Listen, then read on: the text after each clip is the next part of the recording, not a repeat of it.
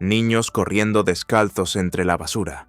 Chozas improvisadas que parecen sostenerse solo por la fuerza de la voluntad. Personas que se las arreglan sin baños, sin luz, sin casi nada.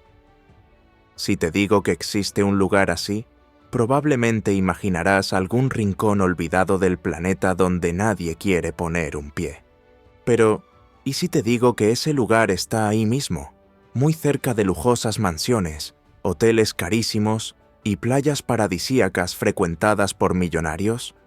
Difícil de creer, ¿verdad? Pero es exactamente así. Hoy, Bello Mundo te llevará al interior de Khayelitsha, la favela más grande de Sudáfrica. Un lugar gigantesco e improbable, que surgió de la exclusión, creció de forma improvisada y sobrevive con una fuerza que ni te imaginas. Y prepárate, porque la historia que viene ahora es de esas que te dejan con la boca abierta, sin saber muy bien qué pensar. Número 1. Ubicación. Nuestro viaje de hoy comienza en Sudáfrica, un país que mucha gente conoce por los safaris, los parques naturales, la montaña de la mesa y esas playas que parecen sacadas de un catálogo de viajes. Pero Sudáfrica es mucho más que turismo. Dentro del país, nos dirigimos directamente a Ciudad del Cabo, una de las ciudades más grandes de Sudáfrica, llena de lugares turísticos y con una zona urbana muy desarrollada, hoteles de 5 estrellas y gente rica paseando de aquí para allá. Sin embargo, al salir del centro de la ciudad, hay una región llamada Cape Flats. Allí se encuentra Khayelitsha. El nombre puede parecer complicado, pero es muy conocido por quienes viven allí. Khayelitsha es considerada hoy en día la favela más grande de Sudáfrica. La favela se extiende por una zona enorme, con varias partes diferentes. Algunas tienen casas de mampostería, otras están llenas de chozas hechas de zinc, madera y cualquier material que se encuentre a mano. La mayoría de las calles no están asfaltadas, el transporte es precario y la infraestructura pública apenas cubre lo básico. Pero no surgió de la nada. La historia de esta favela comienza allá atrás, durante los últimos años del apartheid. Y para entender cómo se convirtió en el gigante que es hoy, tenemos que retroceder un poco en el tiempo. Número 2. Los orígenes del apartheid y la creación forzada. Para entender de dónde vino Khayelitsha, tenemos que recordar cómo funcionaba el apartheid en la práctica.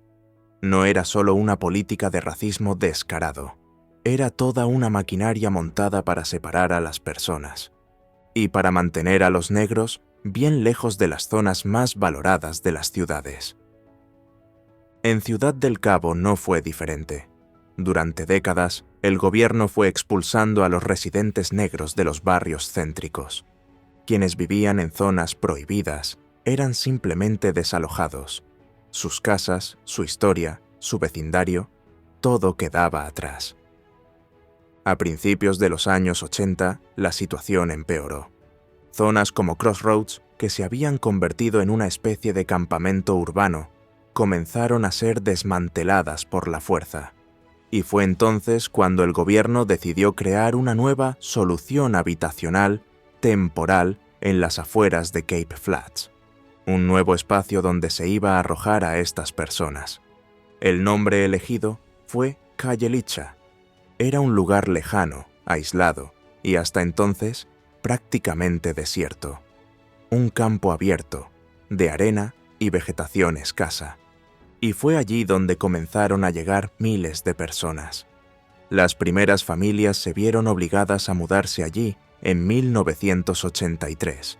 En poco tiempo, el número de habitantes superó los 50.000 y siguió creciendo. Solo al final de la década ya se hablaba de más de 300.000 personas viviendo en la región. No había infraestructura, ni servicios, ni planificación, pero llegaba gente de todas partes, porque para los negros y pobres de la Sudáfrica de aquella época, Khayelitsha era una de las pocas opciones que existían. Así, sobre la base de la exclusión, la favela comenzó a tomar forma.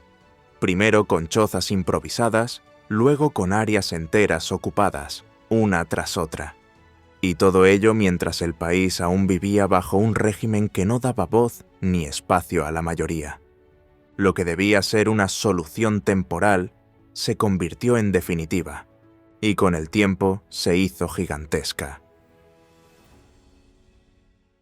Número 3. El post-apartheid. Con el fin del apartheid en 1994, mucha gente pensó que los barrios periféricos creados durante el régimen desaparecerían, que la gente volvería a los centros urbanos, que la segregación geográfica acabaría junto con las leyes raciales. Pero no fue así. En la práctica, el efecto fue el contrario. Khayelitsha explotó. La estimación oficial del censo de 2011 era de más de 400.000 personas viviendo allí. Sin embargo, organizaciones como la Coalición por la Justicia Social apuntan a cifras mucho mayores. Algunos hablan de 750.000. Otros sitúan a Khayelitsha con más de 1.200.000 habitantes. ¿Por qué ocurrió esto? Hay varias razones. El primero es que el fin de las leyes no borró décadas de exclusión económica. La desigualdad siguió ahí. Mucha gente seguía sin poder pagar el alquiler en barrios formales, sin acceso al crédito, sin tener a dónde ir. Así que se quedaron donde estaban o se fueron a donde ya conocían. La segunda razón es que la democracia trajo consigo la libertad de circulación. Las personas a las que antes se les prohibía mudarse a las grandes ciudades ahora podían probar suerte. Sin embargo, al llegar allí, la realidad era dura, y los barrios periféricos creados en la época del apartheid, como Khayelitsha, acabaron convirtiéndose en el punto de llegada. Por cierto, vale la pena explicarlo. En Sudáfrica, estas zonas donde se concentraba la mayoría de la población negra durante el régimen se conocían como townships. Eran barrios planificados por el gobierno para mantener a los negros alejados de las zonas céntricas.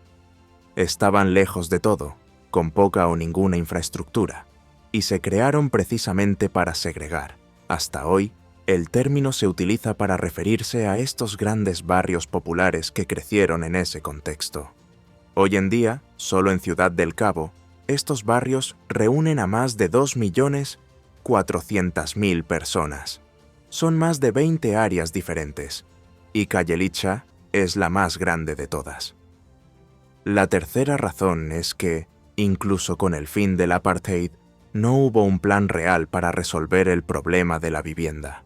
Las promesas de nuevas casas, de urbanización, de integración de las zonas más pobres con el resto de la ciudad, quedaron en palabras.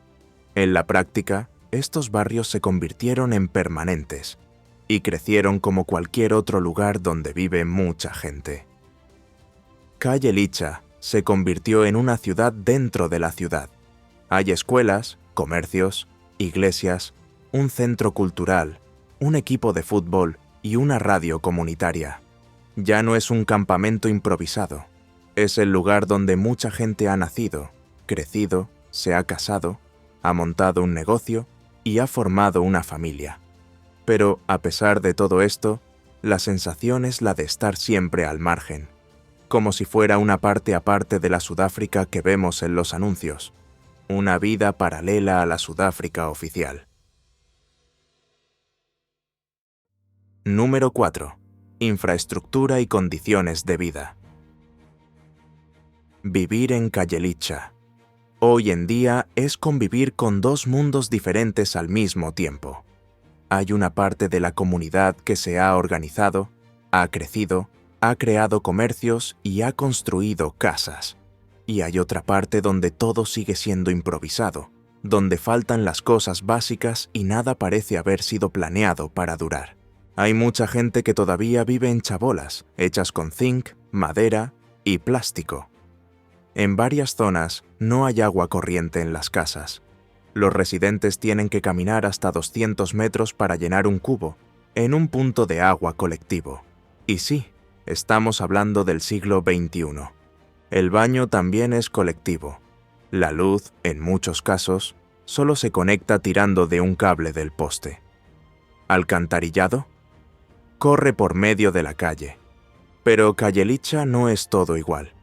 Hay zonas más antiguas, que hoy en día ya tienen casas de mampostería, calles asfaltadas, escuelas, comercios, incluso un centro comercial en medio de la comunidad. En estas zonas más formales, la vida es diferente. Sigue habiendo problemas, pero al menos hay estructura. El problema es que la parte informal crece mucho más rápido que la formal. Mientras el gobierno entrega una casa, llegan 2 familias nuevas que construyen chabolas donde hay espacio. Y como no hay planificación, ni control, ni suficiente fiscalización, la ciudad va creciendo hacia los lados, hacia adelante, hacia donde puede. Esto crea una mezcla caótica, donde cada parte es diferente de la otra. Y con esta expansión desordenada, surge otro riesgo que se ha convertido en algo habitual allí: los incendios. En los asentamientos más densos, cualquier vela encendida, fogón improvisado o cable pelado puede convertirse en un desastre. Cuando empieza el fuego, no hay tiempo. Las chabolas están pegadas unas a otras. Las llamas se propagan en cuestión de minutos. No hay bomberos que lleguen a tiempo. No hay hidrantes. No hay coches de policía en la esquina. Quienes se encargan de controlar el fuego son los propios residentes. Utilizan cubos, mangueras y cualquier cosa que tengan a mano. Los vecinos llaman a los vecinos, tratando de salvar lo poco que tienen antes de que se convierta en cenizas. Número 5. Crimen y violencia. Si no hay infraestructura, tampoco hay seguridad. Y eso, por allí, es parte de la rutina. De hecho, no se puede hablar de la comunidad sin tocar este tema, porque la violencia está presente en el día a día de quienes viven allí. Y no es solo una sensación, es la realidad. Reconocida como una de las favelas más grandes del mundo, la región enfrenta altos índices de asaltos, agresiones y amenazas. Y quienes más sufren con esto son precisamente los grupos más vulnerables: mujeres, jóvenes, niños. Pero, ¿por qué sucede esto? Para empezar, porque donde no llega el Estado, el crimen ocupa el espacio. El barrio creció mucho más rápido de lo que la estructura de seguridad pública pudo seguir el ritmo. En varias zonas no hay comisaría, no hay patrullas, no hay presencia constante. La situación se descontroló tanto que el gobierno llegó a crear una comisión solo para investigar qué estaba fallando. El objetivo era entender por qué la policía parecía ineficaz y por qué la relación entre ella y los residentes estaba completamente rota. Otro factor es el desempleo. La falta de perspectivas afecta a una gran parte de la población. Sin ingresos, sin oportunidades, sin una dirección clara, mucha gente acaba cayendo en actividades ilegales como forma de sobrevivir. Y hay otro punto que poca gente comenta. La violencia no está distribuida de manera uniforme. Alrededor del 75% de los delitos se cometen en solo el 20% del área total. Es decir, hay zonas específicas donde el peligro es mayor, y eso ya lo saben quienes viven allí. Pero eso no cambia la sensación general, porque, aunque el problema se concentre en unas zonas, el miedo afecta a todo el mundo. Y ese miedo marca el día a día, cambia los horarios, cambia los trayectos, cambia los hábitos. Hay calles que nadie cruza solo. Hay lugares donde los niños no juegan. Hay gente que ya sabe que, después de cierta hora, lo mejor es no salir. Y lo más llamativo es ver cómo este tipo de precaución se ha convertido en parte de la vida cotidiana. Ya no se ve como una excepción. Es como si todo el mundo hubiera aprendido a vivir en un estado de alerta permanente. Número 6. Cultura y resistencia. Una comunidad no vive solo de las dificultades, y esta es la prueba. Por mucho que las noticias siempre hablen de lo malo, quienes conocen este barrio de cerca saben que allí también hay vida que late de otra manera. Hay arte, hay tradición, hay orgullo. Calle Lichá es, sin duda, uno de los lugares más ricos culturalmente de Sudáfrica, y gran parte de ello proviene de la influencia Xhosa. Para quienes nunca han oído hablar de ellos, los Xhosa son uno de los principales grupos étnicos del país.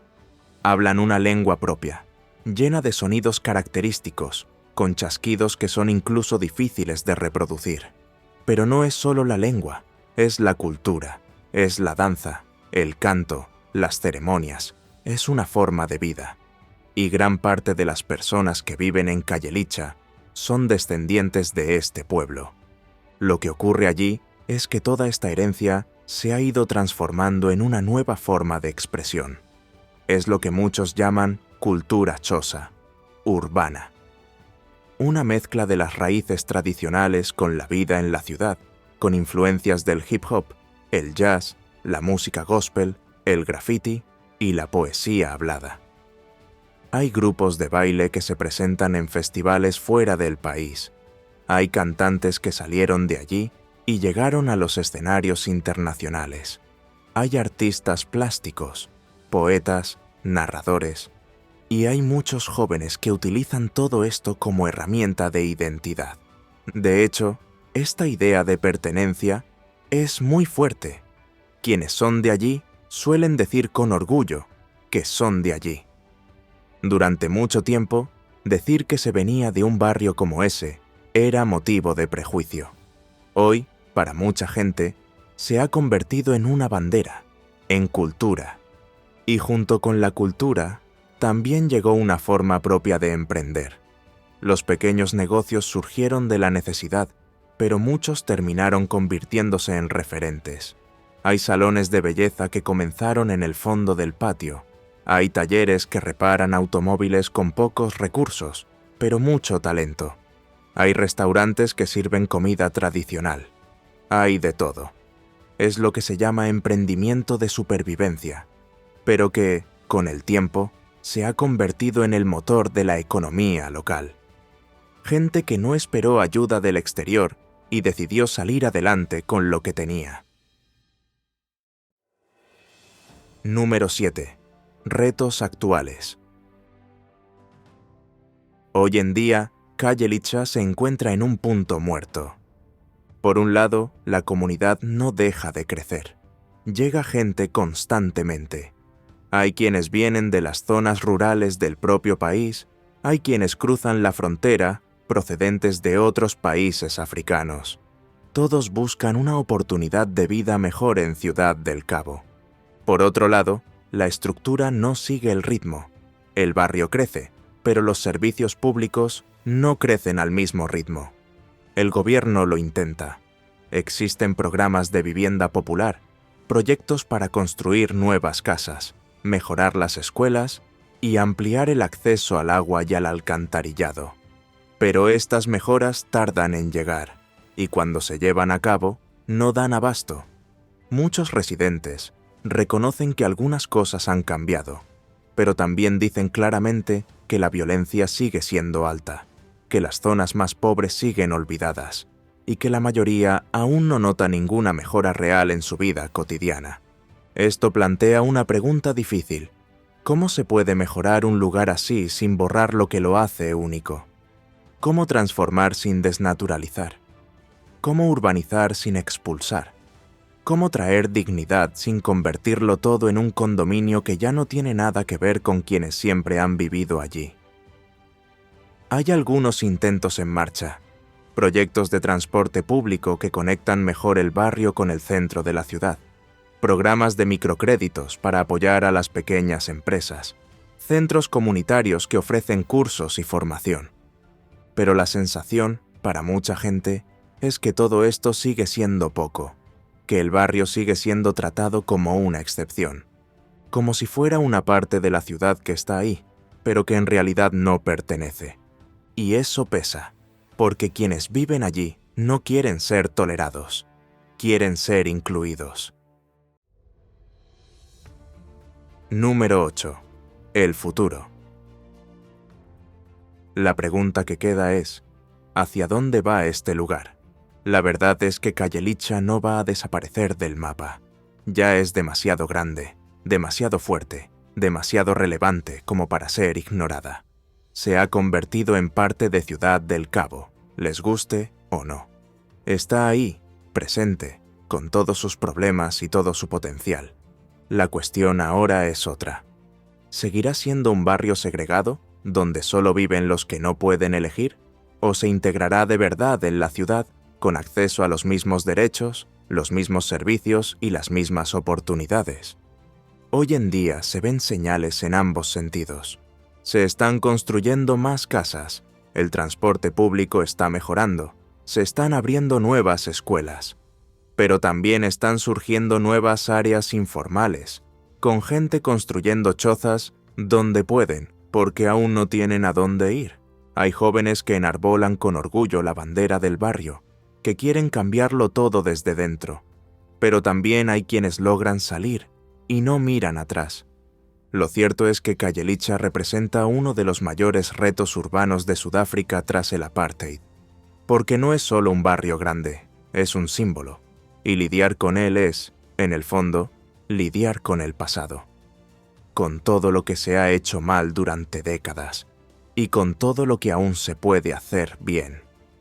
El futuro de esta comunidad dirá mucho sobre el futuro de todo el país, porque si Khayelitsha tiene éxito, demostrará que la integración es posible, que la dignidad no tiene por qué ser un privilegio, y que el lugar de quienes vienen de abajo también puede estar en el centro de la ciudad y en el centro de la conversación.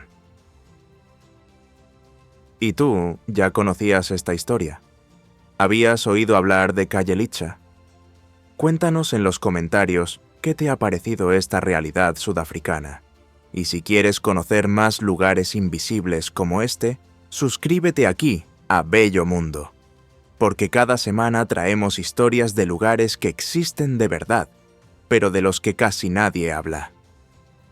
Gracias por acompañarnos y hasta el próximo vídeo.